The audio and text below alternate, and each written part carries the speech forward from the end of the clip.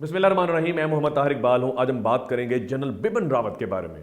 दोस्तों, आज जब आप सोशल मीडिया खोलते हैं तो एक ही बात मिलती है, एक ही न्यूज आइटम मिलती है, एक ही न्यूज आइटम के ऊपर रिपोर्ट मिलती है और हैशटैग मिलता है जनरल बिपिन रावत के बारे में और इनसे जुड़ी हुई बेशुमार बातें।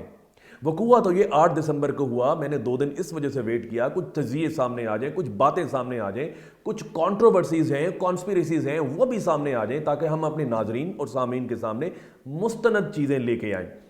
और चीज़ें सामने आ चुकी हैं। जो एवियोनिक्स के ऊपर बात करने वाले हैं, जो अस्करी माहरीन हैं, वो बात कर चुके हैं और हेलीकॉप्टर्स के मुतालिक बात की जा रही है। और आज जो हम आप लोगों के सामने चीज़ रखेंगे, जो बात करेंगे, वो 2 हिस्सों पे होगी, 2 वीडियोस पे होगी।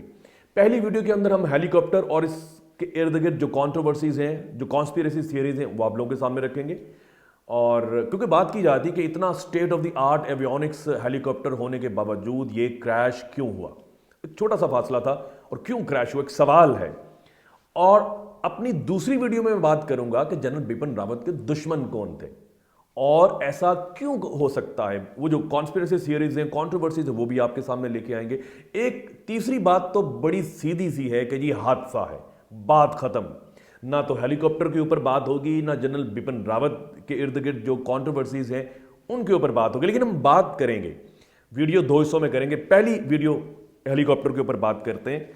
It is one of the most sophisticated helicopters of the world. दुनिया के बेशुमार ममालिक ये खरीद चुके हैं और इनमें वीआईपी मूवमेंट्स का ट्रैवल किया जाता है क्योंकि ये बड़ा सेफ है, रिलायबल है और इम्पिकेबल कहा जाता है, मतलब परफेक्ट है।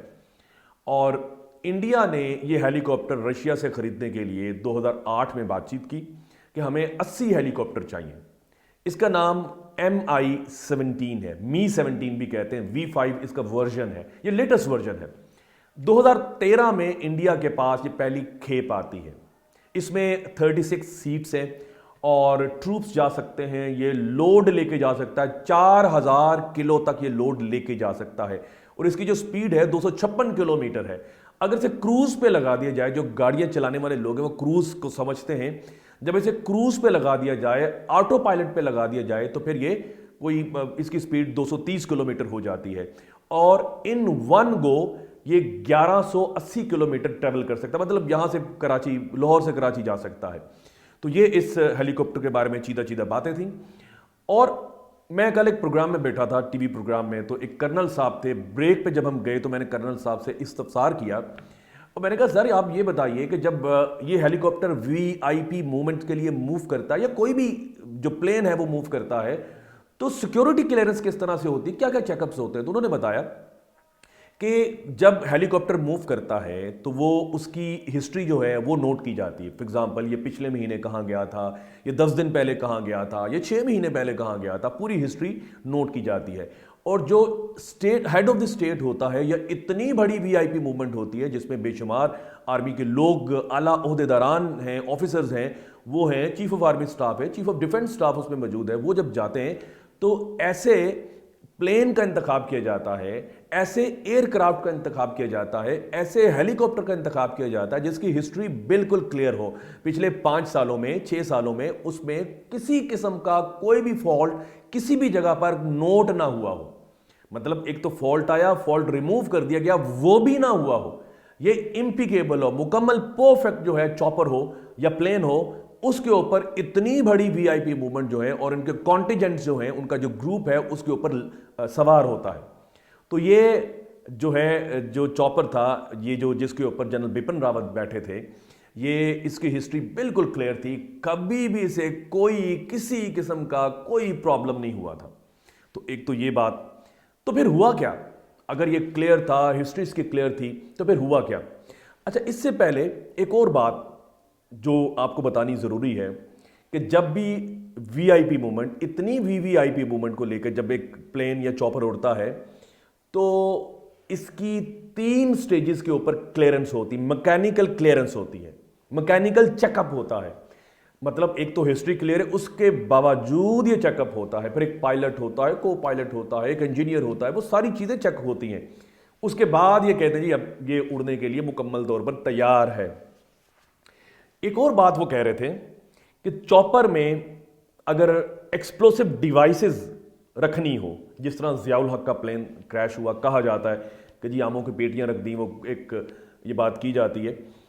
तो अगर किसी ने कोई बात करनी है तो वो डिफेंस चीफ का या चीफ ऑफ आर्मी स्टाफ का one of the most trusted fellow होगा, वही कर सकता है। और जो सालों साल से उनका सबसे करीबी साथी है, वही इस तरह की हरकत कर सकता है। अब यह देखना पड़ेगा कि इसको सिक्योरिटी क्लियरेंस देते हुए जो इनका one of the most trusted fellow था, जिन्होंने सिक्योरिटी क्लियरेंस दी, वो बंदा कौन था जो इससे पहले चॉपर में बैठा और जिसने बताया कि सर आप बैठ सकते हैं, बिल्कुल क्लियर है, मेरी बात हो चुकी है, सारे इंजीनियर से बात हो चुकी है, सारे जो एक दो पायलट्स हैं उनसे बात हो चुकी है, एवियोनिक्स के जो लोग हैं उनसे बात हो चुकी है, सब कुछ क्लियर है। एक उस शख्स को भी जरा देखा जा सकता है। इसके बाद एक इंटरनेशनल कंट्रोवर्सी है जो इस हेलीकॉप्टर के इर्द गिर्द मूव करती है, बड़ी इंपॉर्टेंट। 8 दिसंबर को यह हादसा होता है, यह वकूआ होता है। उससे 2 दिन पहले Russian president Vladimir Putin India आते हैं।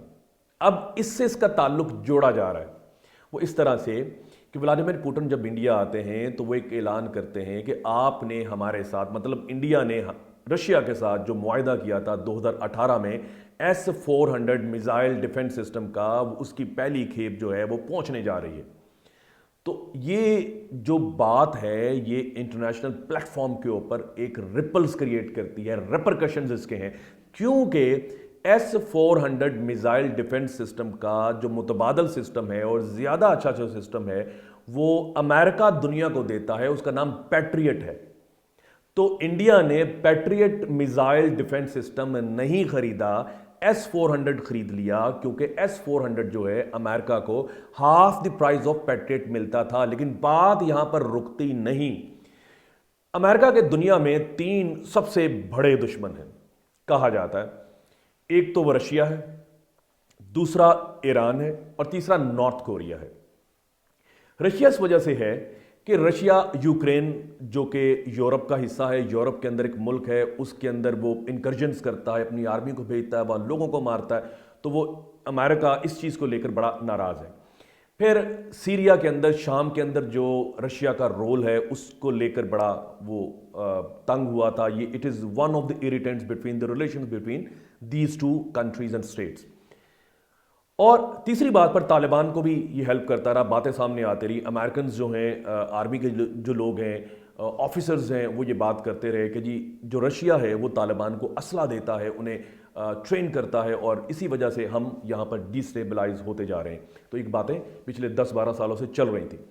तो इन सब बातों को मिलाकर जो अमेरिका है वो रशिया के खिलाफ, it is one of the adversaries of America. तो अब जो अमेरिका है उसका कहना यह है 2007 के कानून के मुताबिक, कानून है जी countering America's adversaries through sanctions act, CAATSA।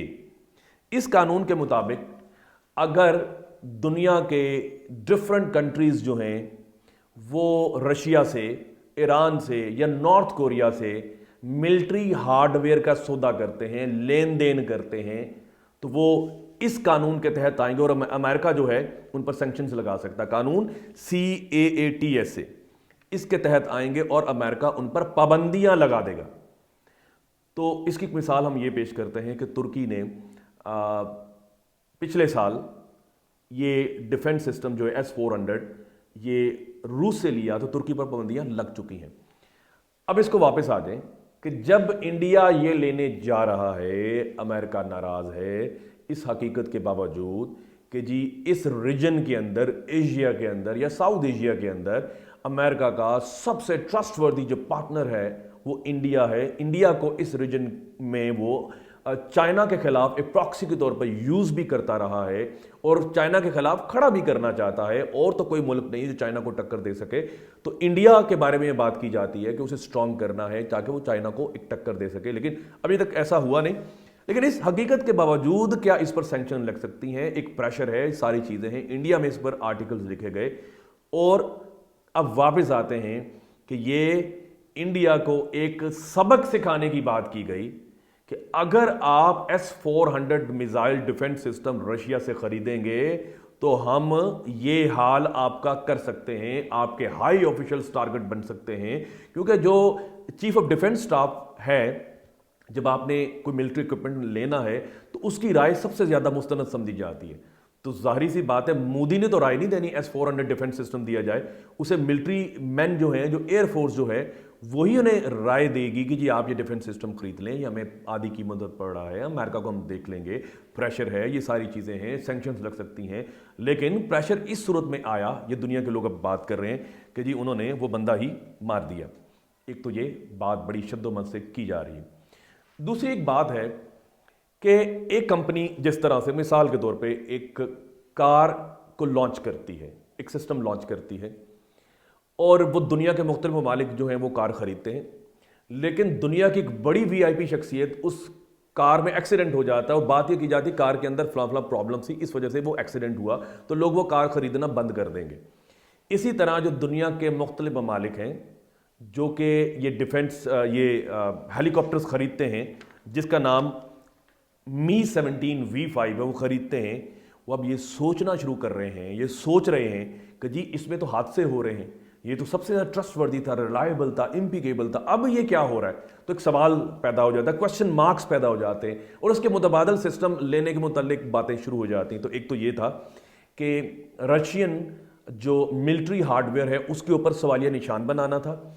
दूसरी बात यह है इंटरनेशनल प्लेटफॉर्म के ऊपर कि इंडिया को रोकना था, प्रेशराइज करना था कि आप S-400 डिफेंस जो सिस्टम है वो नहीं खरीदेंगे। तो ये एक दो तरह की जो कंट्रोवर्सीज हैं इंटरनेशनल प्लेटफॉर्म पर इकट्ठी हो चुकी हैं। अपनी अगली वीडियो हम बात करेंगे कि जनरल बिपिन रावत को क्यों मारा गया और इनके इर्द गिर्द क्यों किस किस तरह की कंट्रोवर्सीज थी। अपने गिरदनुमा लोगों का बहुत सा ख्याल रखिए। मिलते हैं अगली वीडियो के अंदर। खुदा हाफिज।